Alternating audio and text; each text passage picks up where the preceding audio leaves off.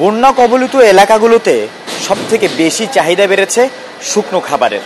আর এই শুকনো খাবারের চাহিদা মেটাতে গিয়ে হিমশিম খাচ্ছে কারখানাগুলো। আমরা রয়েছি একটি বিস্কুট বা বেকারির কারখানা বলা যায়। এখানে বেকারির যে পণ্যগুলো থাকে সেগুলো তৈরি হয়। আমার পেছনে দেখছেন সারি সারি টোস্ট বিস্কুট তৈরি হয়ে আছে এবং এই টোস্ট বিস্কুট, পাউরুটি এবং বিভিন্ন ধরনের যে বেকারি পণ্যগুলো থাকে সেগুলো তৈরি করতে রীতিমতো হিমশিম খাচ্ছে কারখানার কারিগররা। আমরা দেখছি যে এখানে প্রতিদিন যে স্বাভাবিকের তুলনায় অনেক বেশি যে চাহিদা, সেই চাহিদা বাড়ার কারণে কাজ বেশি করতে হচ্ছে এবং সেখানে আমরা দেখছি যে তারা দিন রাত পরিশ্রম করে যে চাহিদা, সেই চাহিদা মেটানোর জন্য কাজ করে যাচ্ছে।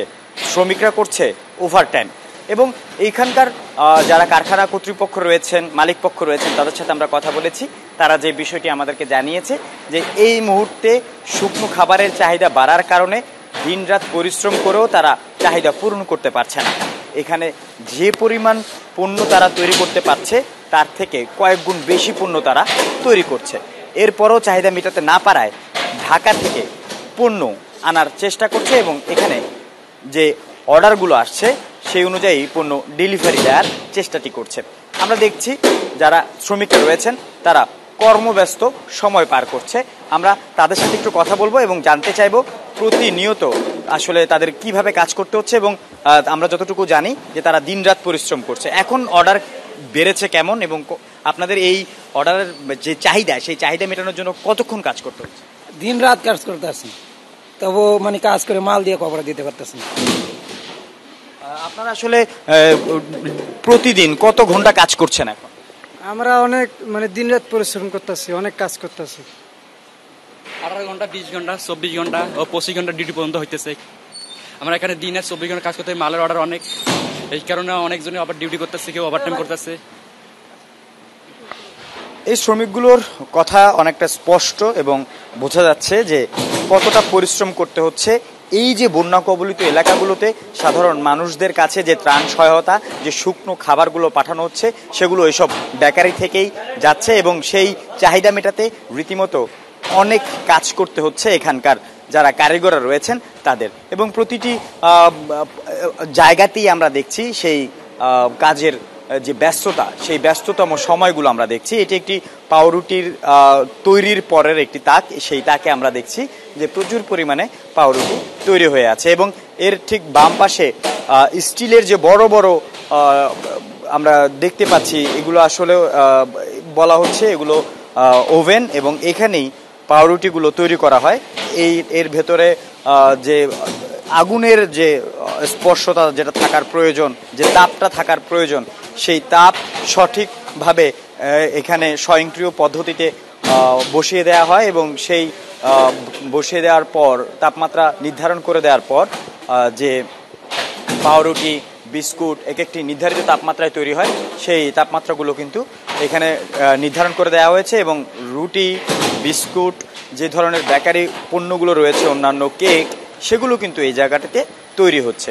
আমরা এখানকার মালিক পক্ষের সাথে কথা বলার চেষ্টা করব, যারা এই যে দিনরাত পরিশ্রম করছেন এবং কি পরিমাণ প্রতিনিয়ত তাদের কাছে এই যে পণ্যের চাহিদা আসছে এবং সেটা মেটাতে তারা কি ধরনের কাজগুলো করছে এবং কিভাবে এই যে চাহিদা মেটাতে তারা কি পদক্ষেপগুলো নিচ্ছে, সেই বিষয়ে আমরা একটা বিস্তারিত জানবো এবং তাদের সাথে কথা বলার চেষ্টা করব।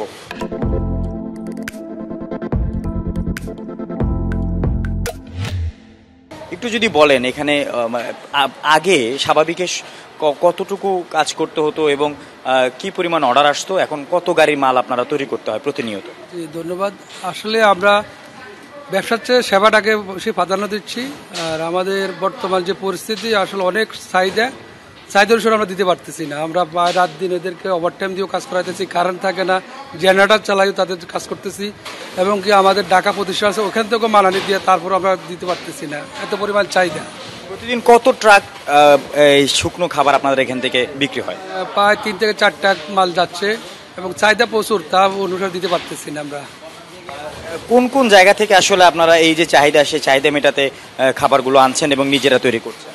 আমাদের এই প্রতিষ্ঠান ছাড়াও আমাদের ঢাকাতে আরও 2-3টা প্রতিষ্ঠান আছে, ওখান থেকে আসতেছে। আমাদের ঢাকা লালবাগ প্রতিষ্ঠান আছে, হক বেকারি, ওখান থেকে আসতেছে প্রতিনিয়ত আমাদের শুকনা খাবারগুলা, বিস্কিট, টোস্ট এগুলা।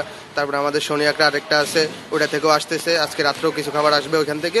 তারপরে আমরা যে চাহিদা আছে ওই চাহিদা অনুসারে দেওয়ার চেষ্টা করতেছি। তাদের কাছ থেকে পাওয়া তথ্য মতে রীতিমতো হিমশিম খাচ্ছেন এই যে শুকনো খাবারের যে চাহিদা বেড়েছে সেই চাহিদা মেটানোর জন্য।